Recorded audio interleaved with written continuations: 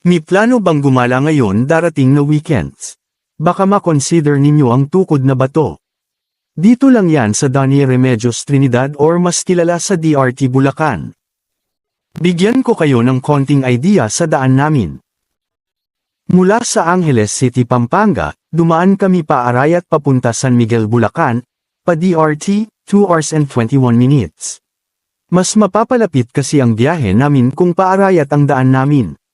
Kesa Apalit Road. Mula DRT ay search nyo sa map ninyo ang tukod na bato. 20 minutes pa ang biyahe papunta sa tukod na bato. Make sure nyo na may gas pa ang sasakyan ninyo. Dahil madalang lang ang gasoline station dito. Huwag din ninyo kalimutan magdala ng extra SIM card dahil meron ibang part dito na mahina ang signal ng Smart. Bring extra SIM card